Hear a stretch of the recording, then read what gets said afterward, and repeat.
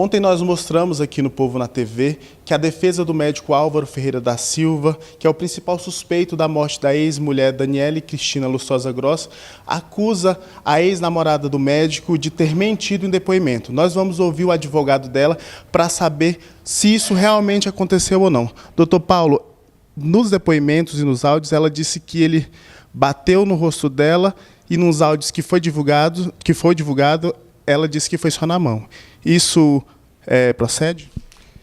Existe uma ocorrência policial que foi feita em Campinas.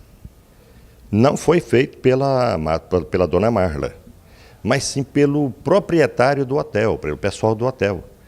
E isso o delegado buscou e está dentro dos autos, comprovando que ela foi vítima dele, de violência praticada por ele.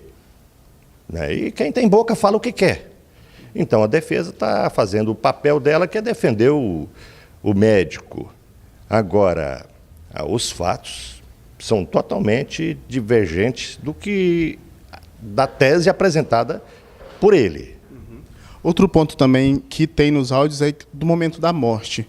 No depoimento, ela disse que ela dormiu por volta das 10 horas da noite, acordou por volta das 5, tomou 3 remédios e simplesmente dormiu profundamente. Nos áudios que ela passou para a irmã do Dr. Álvaro, ela disse que não conseguiu dormir devido aos fatos que aconteceram antes em relação à prisão dele, pela suposta agressão, e ela só chegou em casa, não conseguiu dormir e às 4 horas da manhã acordou e chamou ele para ir para o aeroporto. Procede também? A versão dela já está dentro dos autos, em 2 oportunidades que ela foi ouvida. Esses áudios, ela pode até ter sido feito para agradar, para poder, como se diz, ficar bem com a família do Álvaro, para poder tentar ajudar de alguma forma o médico, que está numa situação muito difícil. Mas a versão apresentada por ela explicou vários motivos, várias condições, vários pontos para o delegado de polícia, que hoje tem convicção do que aconteceu.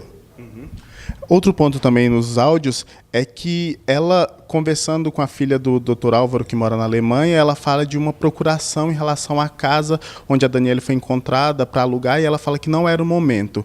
Isso existiu também? Até ela descobrir a real versão dos fatos, ela tinha o médico como pessoa amiga, como pessoa que era inocente. E a intenção dela era ajudar. A partir do momento que ela conheceu a realidade dos fatos, conheceu, soube, inclusive, que tinha digital dele no local do crime, numa lata de thinner, que tinha ele estado no local do crime, inclusive visto por uma ou 2 pessoas. Aí ela acordou. E falou, ele não é inocente. Então, na verdade, até prova contrária, ele não é inocente. Então, eu compreendo perfeitamente a atitude da defesa. Porque no desespero você tem que se agarrar numa raiz, numa ponta. Mas a questão aqui, ela é mais profunda, não é? Aqui, os fatos, eles são contundentes. Ela não tem participação, ela não participou do crime, não tinha por que fazê-lo, foi um crime brutal, inconsequente.